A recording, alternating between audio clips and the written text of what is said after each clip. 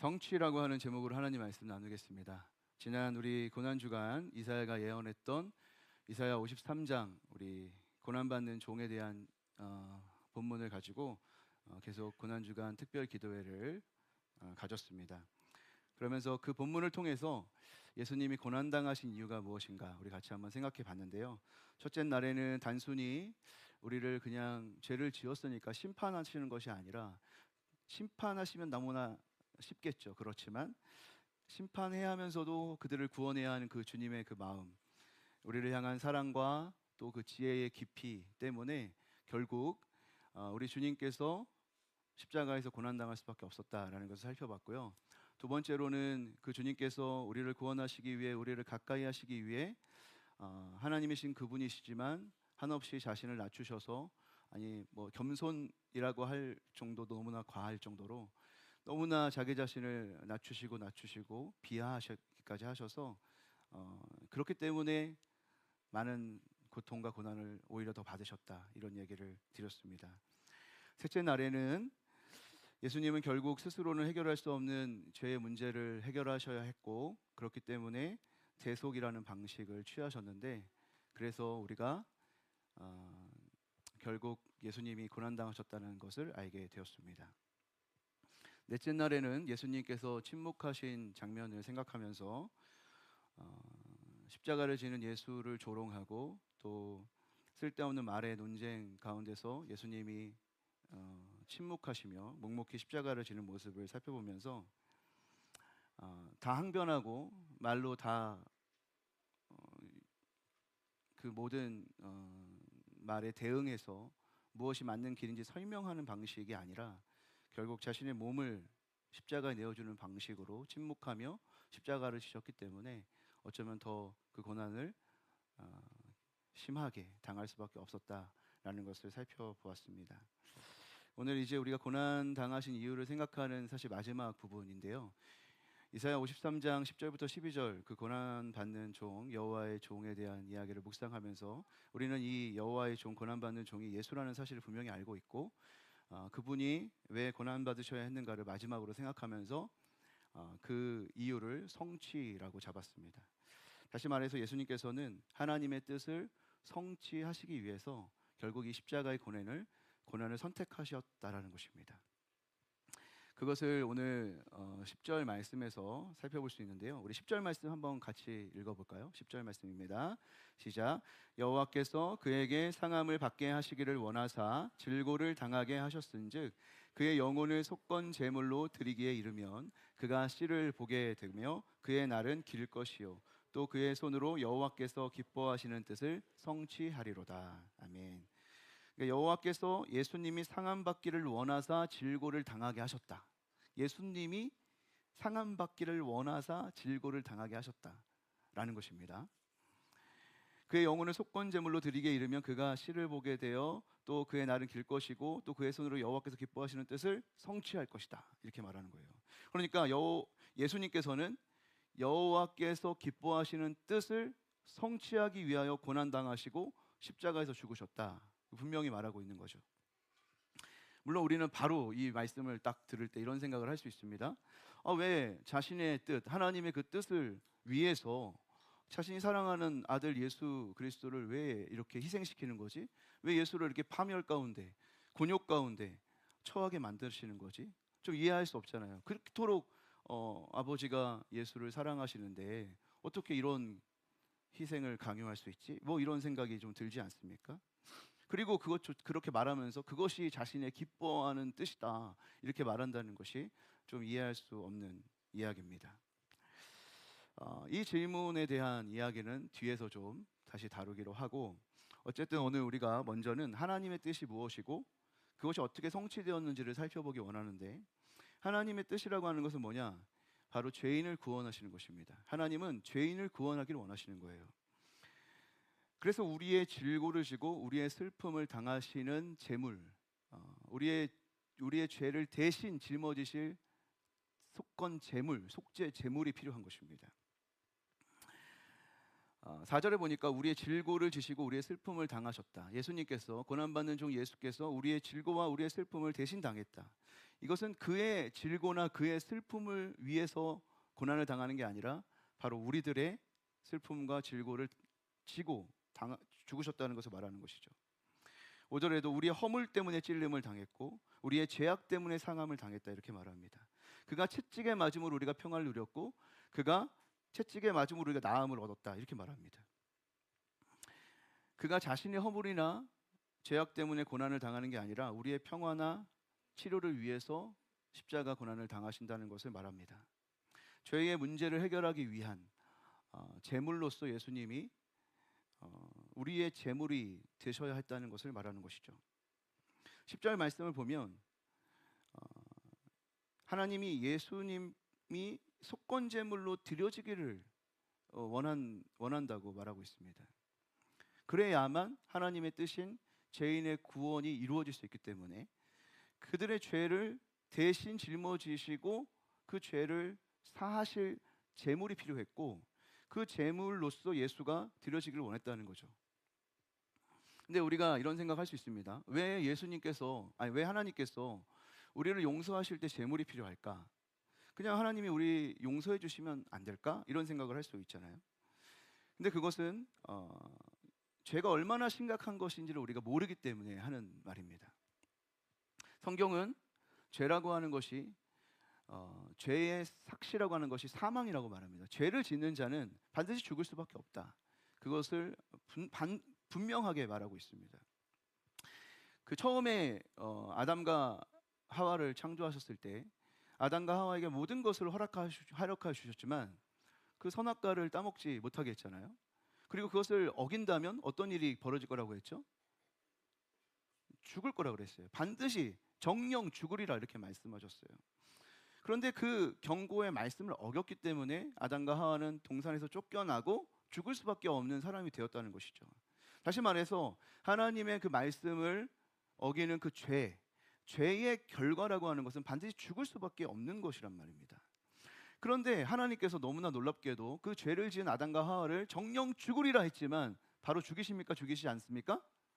죽이지 않아요. 쫓아냈지만 죽이지는 않아요. 왜냐하면 하나님이 왜 죄를 지었는데도 죽일 수 없었냐면 죽여야 하지만 아담과 하와가 자신의 사랑하는 자녀들이기 때문에 그런 거예요. 그러니까 이 죽음을 유보하시고 정령 죽어야 하는 이 죄의 문제를 어떻게 해결하실까 주님이 생각하시는 거죠. 왜냐하면 이 죄의 문제를 다시 해결함으로써 이 자녀가 다시 나와 함께하기를 주님이 원하시는 거죠. 그래서 어떻게 죄의 문제를 해결할까를 생각하다가 제사 제도를 만드시는 겁니다. 이 제사 제도의 핵심에는 뭐가 있냐면 생명은 생명으로 갚아야 한다는 원리가 있습니다. 그러니까 반드시 죽어야 할 자가 죽어야 하는데 죽을 수 없다면 그 죽어야 하는 것은 죽음으로 생명으로 갚아야만 한다는 원리가 제사 제도에 있는 거예요. 그래서 이스라엘 백성들이 죄를 지었지만 그래서 하나님과 멀어졌지만 하나님을 만나고 싶다면 생명값을 지불해야 된다는 거예요.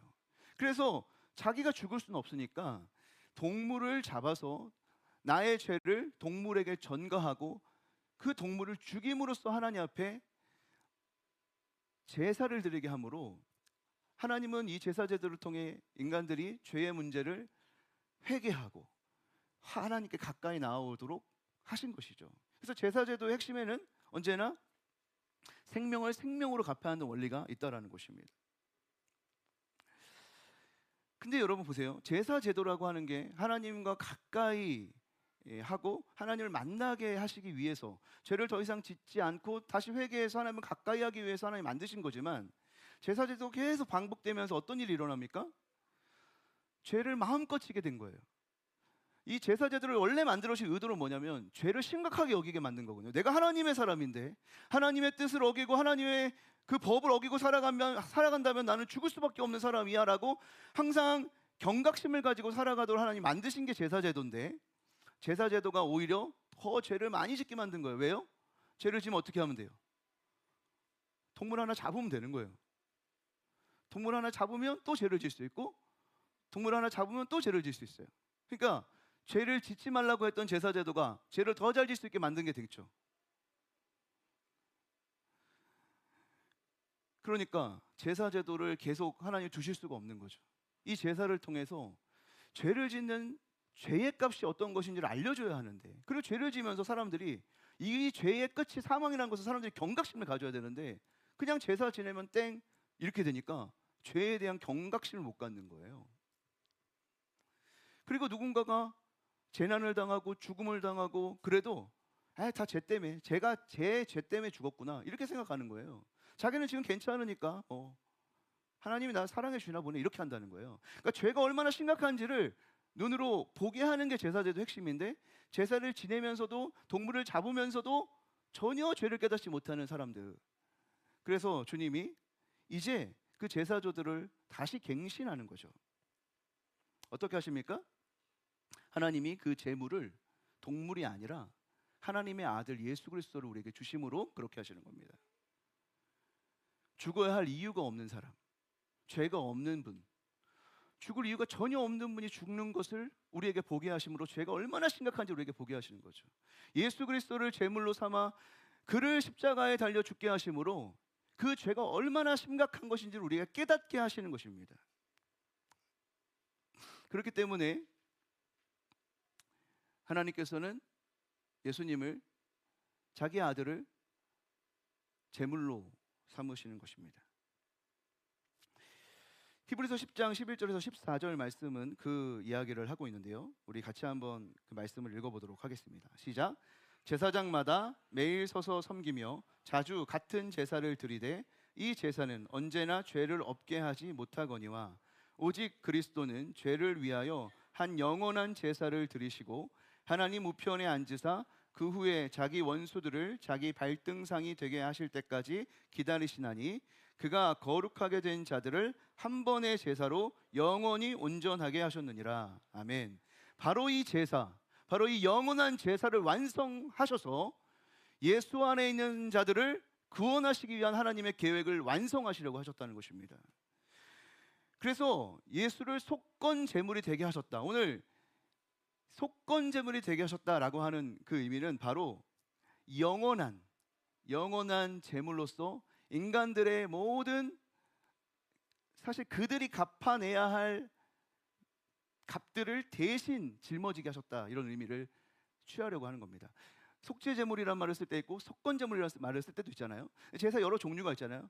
근데 사실 모든 제사는요, 제가 지금까지 설명해 드렸던 것처럼 죄를 대신하는, 그리고 죄를 회개하는 효과를 갖게 하는 제사예요. 근데 이제 속건제는 좀 더 특별하게 죄를 회개하는 것과 동시에 어떨 때 제사를 드리는 거냐면 배상의 의미가 있을 때, 다시 말해 성물을 더럽혔다든지 아니면 이웃에게 잘못을 끼쳤다든지 할 때 그것을 배상하도록 하는 배상 제사 제도입니다. 그래서 지금 이사야 선지자가 속건 제물로 이 여호와의 종, 고난받는 종을 드리기를 기뻐하셨다라고 하는 건 뭐냐면, 계속 이사야 선지자가 얘기하고 있는 것처럼 우리의 죄악을 담당하시는 분, 우리가 치러야 할 대가를 대신 치러주시는 분의 제물이 필요했다, 우리를 대신해서 배상해야 할 제물이 필요했다라는 것을 강조하고자 하는 것입니다. 다시 말해서 정리하면 예수님은 이 하나님의 뜻을 성취하고 싶으셔서 십자가에서 우리의 죄를 짊어지시고 죽으셨다라는 겁니다. 그런데 여기서 이 하나님의 뜻을 성취하는 게 예수님께서 십자가에서 죽으신 것으로 성취되는 것은 아니라는 거예요. 거기가 끝이 아니라는 겁니다. 한 가지가 더 있는데 10절 말씀 볼게요. 10절 말씀 같이 읽겠습니다. 시작. 여호와께서 그에게 상함을 받게 하시기를 원하사 질고를 당하게 하셨은즉 그의 영혼을 속건 제물로 드리기에 이르면 그가 씨를 보게 되며 그의 날은 길 것이요 또 그의 손으로 여호와께서 기뻐하시는 뜻을 성취하리로다. 아멘. 여기 보세요. 여호와께서 지금 하시는 일이에요. 여호와께서 하시는 일인데, 그가 상함 받기를 원할 때 그는 누구냐면 예수를 말하는 거죠. 예수가 상함 받기를 원해서 질고를 당하게 하셨어요. 그리고 예수님은 그 일에 순종해서 제물이 되셨어요. 근데 그렇게 제물을 드리기에 이르면 어떤 일이 일어나냐면, 그가, 다시 말해서 예수가 씨를 보게 된대요. 예수가 씨를 보게 된대요. 그때 예수가 씨를 보게 하시는 분이 누구예요? 여호와 하나님이시죠. 그러면 예수가 어떻게 씨를 봐요? 예수가 죽는데, 예수가 십자가에서 죽는데 어떻게 씨를 봐요? 그 씨라고 하는 것은 그 자손을 말하는 거거든요. 그 전에 예수의 죽음을 표현할 땐 땅에서 끊어짐이라고 표현하지만 여기서 다시 살리신다. 하나님이 이 고난받는 종, 십자가에 죽는 종을 다시 살리신다는 표현을 어떻게 말하냐면 그가 씨를 보게 될 것이다, 이렇게 말하거든요. 이것은 부활을 작정하신 하나님의 말씀이죠. 그가 씨를 보게 할 것이다. 여호와께서 십자가에서 자기를 드리는 예수를 다시 살려 씨를 보게 할 것이다, 이렇게 말하는 거죠. 또 그의 날은 길 것이다. 그가 죽었는데 어떻게 그의 날이 길어요? 하나님께서 그를 다시 살리셔서 그를 길게 할 것이다, 이런 얘기예요. 그의 손으로 여호와께서 기뻐하시는 뜻을 성취하리라. 그가 어떻게 성취해요? 하나님이 그를 다시 살리심으로 그가 성취할 것이다, 이렇게 말한다는 거예요. 부활이라고 하는 말이 없지만 하나님은 이미 그리스도를 통해서 십자가 사역을 완성하시고 또 부활하게 하심으로 이 십자가 사역을, 또 구원의 사역을 완성하실 것이라는 것을 700년 전 이사야 선지자의 입술을 통해서 말씀하고 계시다는 겁니다. 11절 말씀도 같이 볼까요? 11절 말씀이에요. 같이 읽겠습니다. 시작. 그가 자기 영혼에 수고한 것을 보고 만족하게 여길 것이다. 나의 의로운 종이 자기 지식으로 많은 사람을 의롭게 하며 또 그들의 죄악을 친히 담당하시리로다. 여호와께서 어떻게 한대요? 그가 만족하게, 누가 만족한다고요? 그가, 예수가 영혼에 수고한 것을 보고 만족하게 여기게 될 거라는 거예요. 십자가 사역을 하고 십자가에서 고난받는 그 고난과 십자가의 사역을 고생 수고했던 그것이 결국 만족하게 되도록, 고생으로 끝나면 만족이 있어요? 고생한 것이 의미가 있도록 부활을 예고하는 거죠. 나의 의로운 종이 자기 지식으로 많은 사람을 의롭게 할 거라는 거예요. 어떻게 죄인을 의롭게 해요? 속건 제물을 드려줘서 다시 살아남으로 그를 의롭게 한다는 거예요. 로마서 4장 25절에 이렇게 말하면 예수는 우리가 범죄한 것 때문에 내줌이 되고 또한 우리를 의롭다 하시기 위하여 살아나셨느니라. 예수님이 죽은 것은 우리의 죄를 대신하여 죽으신 것이지만 우리를 다시 살리는, 우리를 다시 의롭게 하는 하나님의 백성이 되게 하는 것은 예수의 부활을 통해 가능하다는 거예요. 그리고 오늘 이사야 선지자가 뭐라고 말합니까? 여호와의 나의 의로운 종이 자기 지식으로 많은 사람을 의롭게 할 것이다. 부활을 예고하는 거죠. 12절도 볼까요? 12절 같이 읽겠습니다. 시작. 그러므로 내가 그에게 존귀한 자와 함께 몫을 받게 하며 강한 자와 함께 탈취한 것을 나누게 하리니 이는 그가 자기 영혼을 버려 사망에 이르게 하며 범죄자 중 하나로 헤아림을 받았음이니라. 그러나 그가 많은 사람의 죄를 담당하며 범죄자를 위하여 기도하였느니라. 어떻게 한대요? 하나님 어떻게 하신대요? 내가 그에게 존귀한 자와 함께 몫을 받는다. 이건 승리를 얘기하는 거예요. 존귀한 자와 함께 몫을 받게 한다. 탈취한 자 것을 나누게 한다. 전쟁에서 탈취한 것을 나누게 한다는 것은 승리한다는 것을 말하는 거거든요. 그러니까 지금 십자가에서 고난받고 죽어가는 나의 종 예수를 내가 살려서 그를 승리하게 하고 그를 존귀하게 할 것이다. 빌립보서에서 말하는 것처럼 종의 형체를 입으사 십자가에 못 박혀 죽기까지 순종하셨지만 하나님이 그를 지극히 높여서 승리하게 하시고 존귀하게 하신다는 것이잖아요. 그것을 바로 지금 이사야 선지자가 700년 전에 예언했고 그대로 예수께서 성취하셨다라는 것입니다. 하나님께서 결국 이 십자가에서 죽으신 예수를 다시 살려내심으로써 하나님의 뜻을 성취하시는 거예요. 오늘 이 말씀이 여러분 우리에게 무엇을 말하고 있는 겁니까? 한 두 가지 살펴보려고 하는 첫 번째는 여러분 하나님의 뜻을 성취한다는 것은 예수 그리스도의 그 십자가를 통해서 가능했다는 것이죠. 그러나 부활을 믿어야만 십자가를 질 수 있다는 겁니다. 하나님의 뜻을 성취하는 것은 십자가를 지는 것으로 가능했는데 진실로 그 십자가가 성취되는 것은 부활을 믿어야만 성취되는 거예요.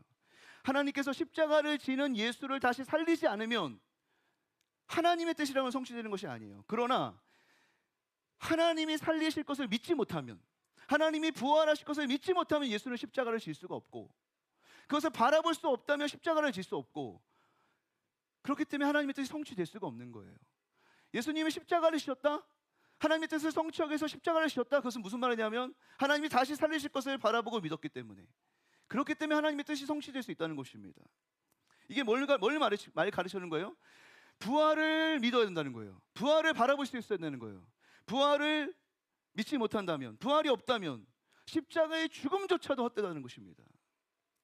여러분, 부활이 없다면 십자가는 헛된 거예요. 십자가는 굉장히 고결한 희생과 사랑의 이야기고 언제나 들어도 감동이 되는 이야기지만 부활이 없다면 그것은 그냥 감동으로 끝입니다. 그래서 사도 바울도 그랬죠. 부활이 없다면 우리의 믿는 것이 헛되다. 예수가 부활하지 않았다면 우리가 예수 부활을 믿고 예수 부활의 소망을 가지고 믿음으로 살아가는 이 삶이, 이 십자가를 지는 이 모든 삶이 헛되다, 이렇게 말했어요. 그러니까 여러분, 우리가 부활의 신앙을 갖는다는 것은 너무나 중요한 겁니다. 부활의 신앙이 없다는 것은 결국 무엇을 말하느냐? 십자가를 지는 삶을 살 수 없다는 것을 얘기하는 거예요. 내가 부활의 신앙을 갖지 못한다? 그것은 십자가를 지는 모든 삶이 의미가 없다는 것을 느끼게 된다는 것입니다. 둘 중에 하나예요. 부활을 믿고 십자가를 지는 것을 기뻐하는 사람과 부활을 믿지 못해서 십자가를 지는 것을 두려워하는 사람이 있을 뿐이에요. 부활의 신앙이라고 하는 것은 십자가를 든든히 붙잡을 수 있는 것이고, 부활의 신앙이라고 하는 것은 십자가라고 하는 것을 나의 기쁨으로 여길 수 있게 하는 핵심이 되는 것입니다. 사랑하는 성도 여러분, 하나님의 뜻을 성취하기 원하십니까? 하나님의 뜻을 성취하는 일에 여러분이 예수 그리스도와 함께 같은 동역자로 이야기의 일부로 살아가기 원하십니까? 그렇다면 부활의 하나님을 믿어야 합니다. 부활의 하나님을 믿어야 여러분 이곳에서 수고하는 십자가의 수고가 헛되고 헛된 것이 되지 않을 수 있습니다. 사랑하는 성도 여러분, 부활의 신앙을 가지고 십자가를 지는 삶을 기뻐하시게 되기를 주님의 이름으로 축복합니다. 두 번째로, 하나님의 뜻을 성취하는 자가 결국 만족하게 될 것이라는 것입니다. 여러분, 십자가를 지는 것은 결국 우리를 만족하게 하는 길이라고 예수님이 우리에게 말씀하고 계세요. 앞에서 우리는 질문했습니다. 왜 하나님은 왜 우리가 예수를 사랑하신다고 하면서 예수한테 십자가를 지라고 하지? 왜 자신이 사랑하는 아들인데 왜 사랑하는 아들에게 십자가를 지게 하지? 우리 맨날 그런 얘기 하잖아요. 하나님은 우리를 사랑하신다면서 왜 이렇게 우리에게 고난을 주시죠? 이렇게 얘기하잖아요. 여러분, 근데 여러분, 하나님이 가장 사랑하는 자에게 뭐를 주면 고난을 줍니다. 이게 여러분, 아무리 부정하려고 해도 성경에 맨날 좋은 얘기만 하고 싶어도요, 절대 부정할 수 없는 이야기. 성경이 정말 핵심적으로 하는 얘기가 뭐냐면 하나님이 사랑하는 자에게 고난을 준다는 겁니다. 하나님 나 사랑한다면서 왜 나한테 이렇게 어려움을 주세요? 아들을 봐라. 내 사랑하는 아들 예수에게 한 일을 봐라. 여러분, 하나님은 사랑하는 자에게 고난을 주는 거예요. 여러분, 예수를 잘 믿는데 예수가 하나님 사랑하시는데 고난이 없는 사람 없습니다. 하나님 고난을 주시는 거예요. 사랑하기 때문에. 근데 여러분 보세요. 우리가 그렇게 생각해요. 그러면 십자가에서 파멸 당하고 고난 당하고 저렇게 힘들게 사는 게 하나님 뜻이야? 아니요. 그렇게 말하지 않잖아요. 그가 결국 어떻게 됩니까? 그 영혼에 수고한 것을 어떻게 돼요? 만족하게 된다니까요. 십자가를 지는 것이 왜 저주가 아니고, 왜 십자가를 지는 것이 왜 그냥 고난이 아니고 사랑이 아닌 것이 아니냐면, 그것이 결국 만족을 주기 때문에 그렇습니다. 여러분, 이 세상에 우리를 만족하게 하는 게 뭐가 있어요? 무엇이 여러분 만족하게 해요? 주님이 정말 우리를 만족하게 하는 길로 부르시고 여러분을 보내시는 거예요. 십자가를 지는 길. 여러분, 우리는 그것이 너무나 지고 싶지 않아요. 힘들어요. 우리는 그렇게 자꾸 얘기하고 있지만 사실은 하나님이 너무 사랑하시고 여러분 정말 만족하게 하시고 여러분 복되게 하기 위해서 여러분에게 십자가를 주시는 겁니다. 히브리서 12장 2절에 뭐라고 말합니까? 믿음의 주요 또 온전하게 하시는 이인 예수를 바라보자. 예수가 어떻게 했어요? 그는 그 앞에 있는 기쁨을 위하여 십자가를 참으사 부끄러움을 개의치 아니하시더니 하나님 보좌 우편에 앉으셨느니라. 아멘. 여러분, 이 예수가 우리에게 보여주는 게 뭐예요? 왜 날마다 예수를 바라보고 왜 날마다 예수를 생각해야 되는 거예요? 십자가의 고난과 어려움이 끝이 아니라는 거예요. 이 십자가를 지는 이 삶이 너무나 고되지만 이렇게 살다가 그냥 망쳐버리는 인생이 결코 아니라는 겁니다. 부활이 있다는 겁니다. 그 영혼에 수고한 것이 열매 맺고 만족하게 되는, 그 영혼이 완전히 만족하게 되는 그날이 있다는 거예요. 요한복음 12장 24절 25절 예수님이 뭐라고 말씀하십니까? 내가 진실로 진실로 너희에게 이르노니 한 알의 밀이 땅에 떨어져 죽지 아니하면 한 알 그대로 있고. 여러분, 하나님이 우리를 미랄로 이 땅에 보내셨는데요, 다른 사람들 이 세상 주님의 뜻 아무것도 상관없고 그냥 나밖에 없어요. 그래가지고 이 땅에 떨어진 하나의 미랄인데 죽지 않으려고 살아요. 죽지 않으려고. 죽을 수밖에 없는데 죽지 않으려고 살아요. 그럼 어떻게 된다고요? 그대로 있는 거예요. 그러나 죽어야 되는 것을 알고 제대로 죽으면 어떻게 됩니까? 많은 열매를 맺는 거예요. 자기의 생명을 사랑하는 자는 잃어버릴 것이요 이 세상에서 자기의 생명을 미워하는 자는 영생하도록 보존하리라. 아멘. 여러분, 부활을 안 믿으면요 십자가를 질 수 없고요, 십자가를 지지 못하면 하나님과 동역할 수 없고요, 하나님과 동역할 수 없으면요 이 땅에서 만족이 없습니다. 예수님은 왜 십자가를 지냐면 이 십자가 고대요. 여러분, 우리 매번 고난주간마다 묵상하는 게 뭐예요? 예수님 십자가 질 때마다 너무 괴로워했다는 거 아니에요. 겟세마네 그 동산에서 맨날 기도하면서 괴로워했잖아. 내가 어떻게 십자가를 질까? 힘들었다. 근데 여러분, 예수님이 괴로워한 것은요 육체적인 고통이나 뭐 그런 것 때문에 고통하는 게 하나님과의 그 단절을 두려워하시는 거예요. 사실은 그 앞에 있는 기쁨을 계속 바라고 계세요. 예수님은 육체적으로, 정신적으로, 영적으로 힘들지 않다는 게 아니에요. 십자가를 지는 삶은 언제나 어려워요. 그러나 예수님은 그 어려움 속에서도 더 큰 기쁨을 봤어요. 그 앞에 있는 더 큰 즐거움을 봤어요. 열매를 생각했어요. 그러니까 하나님이 어떻게 하십니까? 그 십자가를 진 예수를 자기 영혼에 수고한 것을 만족하게 하시고, 그 기쁘신 뜻을 하나님이 성취하셨지만 그가 기쁜 뜻을 성취한 것으로 인정해요. 우리가 십자가를 지고 예수를 따르는 그 삶에 때론 고됨이 있고 어려움이 있겠지만 하나님이 우리를 어떻게 취급하신다고요? 네가 나의 기쁜 뜻을 성취했노라, 네가 나의 동역자였다, 이렇게 우리를 취급하시겠다는 거예요. 여러분, 이것은 그러니까 선물입니다. 우리가 성도가 돼가지고요 십자가를 질 수 있는 사람이 됐다, 하나님의 위대하신 나라를 위하여 그 뜻을 성취하기 위하여 살아가는 사람이 됐다. 여러분, 이것은 너무나 복된 일입니다. 여러분, 이 세상은요 십자가가 필요한 세상이에요. 여러분, 정말 십자가가 필요한 세상입니다. 왜냐하면 해결할 수 없는 문제투성이잖아요. 해결할 수 없는 문제투성이, 너무나 사랑스러운 인간들이 너무나 맨날 죄를 짓는, 너무나 사랑스럽고 죽일 수 없는 인간들이 너무나 끔찍한 죄를 짓는 이 세상. 여러분, 이 세상에 십자가가 필요하잖아요. 여러분, 트럼프 보세요. 트럼프, 제가 정치 얘기하고 싶은 거 아니고 트럼프 대통령, 여러분, 트럼프 대통령 지금 뭐 하고 있죠? 여기저기 전쟁을 일으키고 있어요. 왜 전쟁을 일으키죠? 자기 살아야 되니까, 자기 나라 살아야 되니까 그러는 거예요. 그동안 어떻게 했어요? 세계의 경찰이 돼서 내가 그래도 이 세상의 평화를 위해서 우리의 힘을 써야지 그러면서 자기 경제가 좋으니까 이곳저곳 세상의 나라에 군대도 파견하고 도와주기도 하고 이렇게 살았어요. 모든 것이 희생은 아니지만 그래도 그 힘을 십자가의 방식으로 사용하려고 애썼단 말이에요, 미국이. 근데 그렇게 살아보니까 어때요? 너무 힘들죠. 너무 힘들죠. 왜냐하면 아무리 잘 살아도, 아무리 대단해도 계속 누군가에게 내어주는 삶을 살 수 있어요, 없어요? 우리가 트럼프를 욕하지만 여러분, 우리가 그렇게 살아요, 못 살아요? 우리도 못 살잖아요. 여러분 가진 거가 맨날 다른 사람 도와주면 살아요, 못 살아요? 못 살잖아요. 여러분, 트럼프의 문제가 아니라 우리의 문제예요. 트럼프만 자기 유익을 구하는 게 아니라 우리가 유익을 구해요. 그러니까 이게 세상의 문제고 우리의 문제입니다. 지금 우리가 뭘 바래요? 트럼프가 좀 자기가 힘이 있으니까 조금 세상의 평화를 위해서 조금 더 희생하고 미국이 조금 더 섬기길 바라잖아요. 그럼 누가 그렇게 해야 돼요? 우리가 그렇게 해야 될 거 아니에요, 우리가. 누구도 그렇게 하지 않으면서 트럼프를 누가 욕합니까? 트럼프를 욕하는 나를 욕해야 돼요.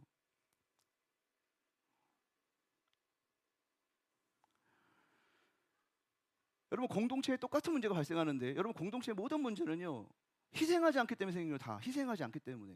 여러분, 가정에 왜 이렇게 남편과 아내가 싸우는 줄 아세요?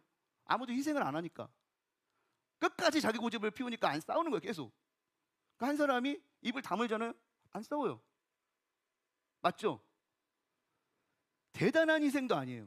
대단한 십자가도 아니에요. 조금만 참으면 이렇게 문제가 해결된단 말이에요. 이 세상에 뭐가 필요하다고요? 십자가가 필요한 겁니다. 이 세상의 문제를 지적해서 다 풀 수 있을까요? 이 세상의 문제 이게 답이야 라고 말해줘가지고 풀릴 수 있을까요? 십자가가 답이에요. 말하지 말고 침묵하고 몸을 써야 돼요. 내 걸 줘야 돼요. 그래야 해결되는 거예요. 근데 여러분, 십자가를 질 수 있는 사람이 과연 있냐 이거예요. 십자가를 질 수 있는 사람, 이 세상에 십자가를 질 수 있는 사람이 있어요? 만약 있다면 누구예요? 부활의 영을 받은 사람입니다. 십자가를 지고 죽고 다시 살아나신 부활하신 예수 그리스도의 영을 받은 사람. 십자가의 끝이 만족이다. 십자가의 끝이 영광이다. 십자가의 끝이 하늘의 기쁨이고 영광이 된다. 그것을 믿는 사람, 아는 사람, 그 사람은 십자가를 질 수 있습니다. 그 사람이 이 세상의 소망입니다. 그 사람이 예수 그리스도가 우리의 소망이라고 말할 수 있는 사람입니다. 로마서 8장 11절 말씀 우리 같이 읽고 말씀을 정리하겠습니다. 우리 같이 읽습니다. 시작. 예수를 죽은 자 가운데서 살리신 이의 영이 너희 안에 거하시면 그리스도 예수를 죽은 자 가운데서 살리신 이가 너희 안에 거하시는 그의 영으로 말미암아 너희 죽을 몸도 살리시리라. 아멘. 부활의 믿음을 가지고 살리시는 이의 영이 우리 안에 거함으로 우리 죽을 몸도 살리고 이 세상도 살리는 것입니다. 부활의 믿음 없이 십자가를 질 수 없고 부활의 영을 소유하지 않고 이 땅에 어떻게 빛과 소금 될 수 있겠습니까? 그러나 우리가 할 수 있어요. 우리가 바로 그 영을 받은 사람들이고 우리가 그 영으로 살아가는 사람들이니까 우리는 할 수 있습니다. 여러분 십자가 지는 거 괴로워하지 마십시오. 십자가 하는 거 영광으로 누리십시오. 왜냐하면 십자가의 끝에 반드시 부활하신 예수 그리스도의 영광이 여러분의 것이 되도록 주님이 기다리고 계시기 때문입니다. 사랑하는 모든 성도님들, 이 십자가의 걸음 기쁘게 걸어가며 함께 부활의 영광을, 그 부활의 소망을 누리는 복된 믿음의 가족 될 수 있기를 주님의 이름으로 축복합니다.